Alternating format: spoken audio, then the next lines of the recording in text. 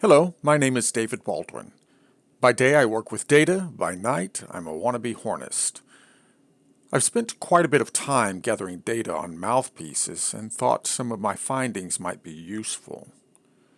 This series of data visualizations is a report on my findings. The visualizations are designed for interactivity to help you quickly search through a myriad of Mouthpieces to find those of interest to you. In this video, I'll teach you how to efficiently interface with these visualizations.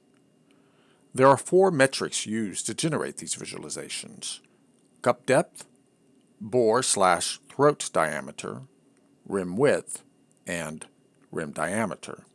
The data behind this series of visualizations is published by each maker. Different mouthpiece makers describe mouthpiece metrics differently. Looking at the tab entitled Set Cup Depths, we see a prime example of this. Few mouthpiece makers provide precise cup depth measurements. Instead, they use terms like shallow and medium deep. Since I do not have physical access to most of the mouthpieces represented in the data behind these visualizations, I've had to make some educated guesses. Your educated guesses may be better than mine. For example, you may think that very shallow should be set to 19.5 millimeters. Simply adjust the slider or click on the arrows to adjust as desired. The visualizations we're about to look at will be adjusted accordingly. Whenever possible, the actual cup depth metrics are used. For example, Alexander publishes cup depths in millimeters. Therefore, adjusting parameters on this page will not impact cup depth data associated with Alexander. Note that the other metrics, rim diameter, rim width, and bore/throat diameter, are all provided by the mouthpiece makers. No educated guessing required. Let's take a look at rim scatterplot. Currently, no data is filtered, therefore the full complement of mouthpiece rims is displaying. Diameter refers to the rim inner diameter.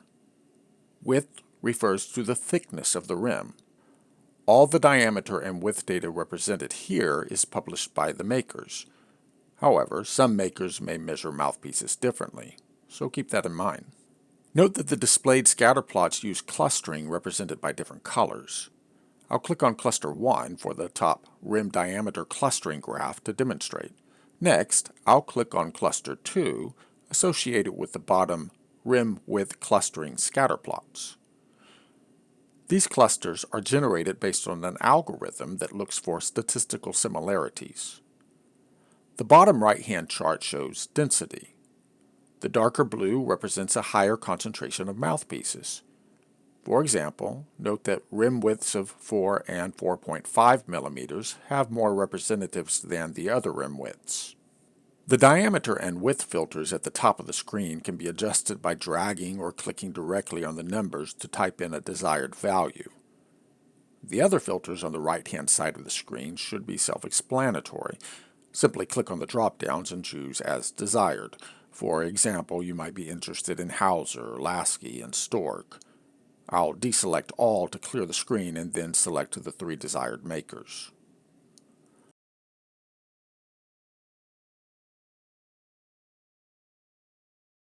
Hovering over the histogram located at the top and bottom of the view will highlight the associated mouthpieces. The numbers in the histogram bars show the count of mouthpieces within that particular bin.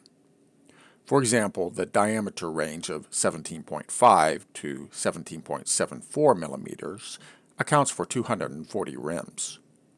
You can also hover over the information icons for help text. Let's say that you're particularly interested in a diameter range of 17.75 to 17.99 millimeters. I'll click on the associated histogram bar. Now I'll click and drag over the mouthpieces in Cluster 1. In the resulting tooltip, I'll click on See Details to navigate to a detail sheet for further analysis. On the Rim Details page, note that 96 rims are displayed. Scrolling and hovering provides additional information. To return to the originating dashboard, simply click on the navigation button located at the top right-hand side of the screen. Click the Reset button located in the lower right-hand portion of the screen to start afresh. Let's look at rim quartiles. The dashboard displays the same mouthpieces as rim scatterplot, but instead of scatterplots, we're looking at quartiles. Let's explore. I'll click on the histogram bar associated with the rim diameter range of 17.75 to 17.99 millimeters. Now 122 rims are displaying. I'll hover over the bottom point to discover a Hauser-Stanley with a rim width of 3.2 millimeters.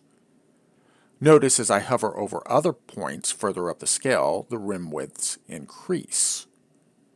The top point is a true outlier, a Bob Osman replica of a Neil Sanders rim with a whopping rim width of 6.5 millimeters.